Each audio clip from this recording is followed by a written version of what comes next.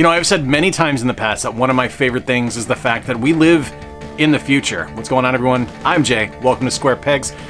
We are in a time today where we are not only getting these amazing brand new games released on consoles like the Switch, PS5, and Xbox Series X, but we are also getting brand new games released on classic consoles. This is a Kickstarter I backed earlier in the year from a company called Broke Studio over in France. They are making a game called The Cursed Knight, and this is the official release. I got the physical version. It is a brand new game for the Sega Genesis. We're gonna crack this box open right now, unbox it, see it for the first time, check out some gameplay. So like all my unboxings, I have only undone the tape right now. I've got the flap open, I have not opened anything inside, so let's get this open together. We'll react to this at the same time. And we have a handout from Broke Studio. We're gonna take a closer look at this on the table as well, and some B-roll here.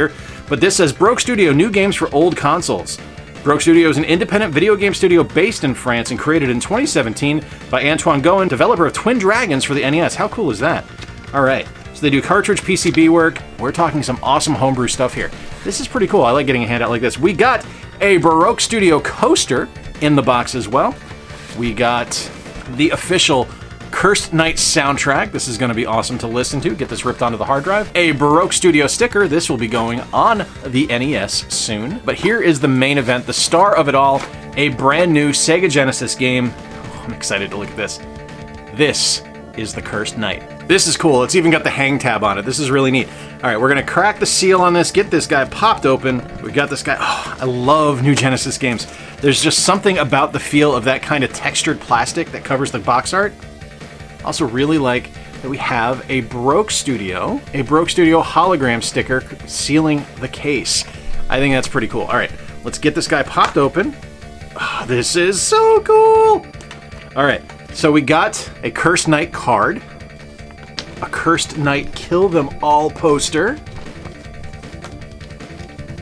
a full color instruction manual, which looks awesome. Oh, this is so cool. And the real star of the show, the cartridge itself, the blue plastic Sega Genesis cartridge, classic game. Let's get this into the Genesis and take a look. Set in the year 3122 after the fall of modern civilization, The Cursed Knight is exactly the type of game that I want to get on a classic console. This is a love letter to 90s action games. You don't have any number of lives that you have to worry about. It's a die and retry kind of game. And it is truly enjoyable and truly challenging. Like, this is one of the hardest games I have played in a very, very long time. But let's just kind of go through the basics here. You play as Calder, who is the knight in the title of the game, and you are on a quest for revenge as your princess, the woman you love, has been kidnapped by space pirates and murdered. And that is just the start of the game, because from there you are set upon a quest in all kinds of different gameplay environments. It's basically a run and gun shooter, but there's all kinds of different elements at play here. There are free-flowing ones where you're going to be flying around the screen, shooting, collecting power-ups, collecting health, and fighting enemies. There are traditional run and gun platformers, kind of like Mega Man, kind of like Contra, where you're going to be jumping up and around, finding different platforms to guide you across the map. And then there are going to be levels where you're manipulating gravity, kind of like Metal Storm.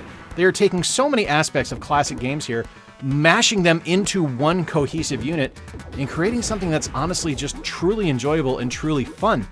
It's something that when I originally saw the game, I downloaded the demo that they had offered, and I was like, well, this is pretty cool. It's difficult. I hope it gets polished up a little bit, because I think it's a very difficult game and it almost might be too hard to be enjoyable. And what I realize now, looking at the game and playing it a little bit more in depth, and no, I haven't beaten it yet, I'm still going through things, I'm realizing that the die and retry method of setting this game up and playing that way, as opposed to having traditional life counter, is really the way to go.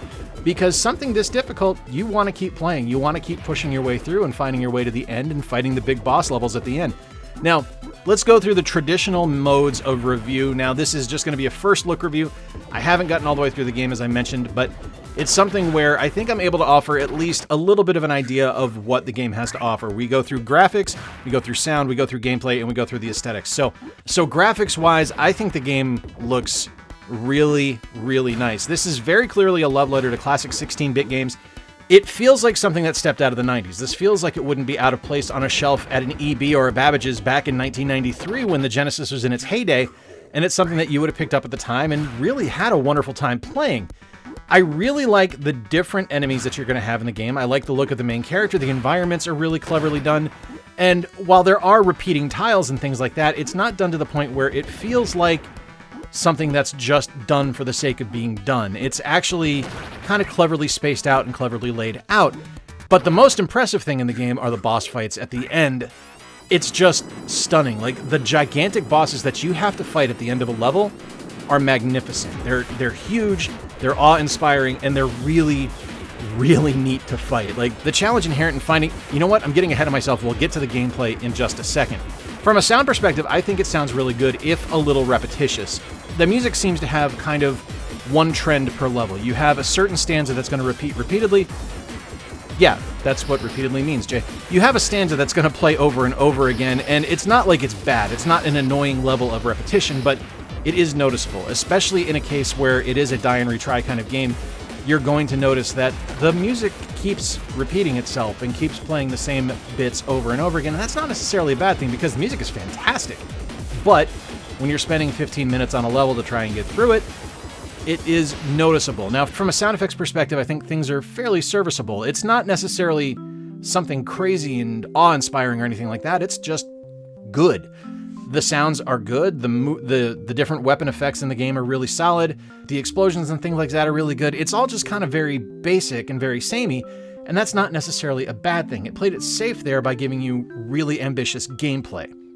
It's kind of amazing. I mentioned at the start that it's kind of a mashup of a bunch of different things. So from jump, the first thing you're going to be doing is playing kind of a free-flowing shmup. It's a horizontal shmup where you're going to be able to move your character all over the screen, shoot the enemies that are coming in from the left and the right, and you're able to shoot forward or backward, and switch between having a traditional blaster and a homing weapon. And that's great. It plays fantastically well, but there's also a certain point of the game where you stop doing the free-flying and you go traditional platformer where you're just kind of jumping around and moving around on a traditional level, kind of like Mega Man or Contra. Now, in this regard, you don't have the ability to shoot backwards or forwards because you're able to move freely left and right on the screen, and you're able to use just a standard attack button. There's also a certain point of the game where you get the ability to manipulate gravity just like in Metal Storm, so you're going to be pressing up or down on the D-pad. There's some other controller options as well, where you're going to be able to move up or down to the top of the screen or the bottom of the screen and manipulate the gravity. It is a little bit hard to wrap your head around at times, I will say that, just because it is throwing a lot of different gameplay options at you, so the gravity manipulation can be a little bit difficult and a little bit challenging, especially when you're dealing with environmental hazards that you also have to navigate with this gravity manipulation. And that's not a complaint, mind you, that's just pointing out that, again, this game is very difficult. And then I got to a point where all of a sudden they throw in some Battletoads in the turbo tunnel. So you're able to move this kind of tank thing around on a bridge that is constantly collapsing. You're able to move your gun around, lock on, attack the enemies that are on screen, and deal with the environmental hazards that are on the bridge as you're speeding towards the right. Things are going to be coming at you from the right, going to the left. It's just a huge pile of different gameplay aesthetics and different things that you're going to have to be dealing with. And that's not a bad thing. It's just, it's a lot. And it's kind of like drinking from a fire hose for like the first 2 levels of the game, where it's like, hey, here's all these gameplay options and go. I do kind of wish they drip fed it a little bit more, but that isn't the game they set out to make. So that's just a personal thing here. Your mileage might vary. This might be right up your alley. And for me, I still find it incredibly enjoyable. It's definitely something I'm going to keep playing and playing a lot of just because I think it's really fun. Now, one of the kind of catch-all crazy things that I do on my reviews is aesthetics, and with games like this, aesthetics are really easy. So you get a full color manual, you get a soundtrack, you get coasters, stickers, posters, and you get a clamshell case with an actual cartridge. The aesthetic value on this is incredibly high. It feels like a classic Genesis game. Like, it even has a hang tab. It's something where there's so much attention to detail paid to this game that you can't help but enjoy it. And I love that baby blue cartridge as well that the game is in.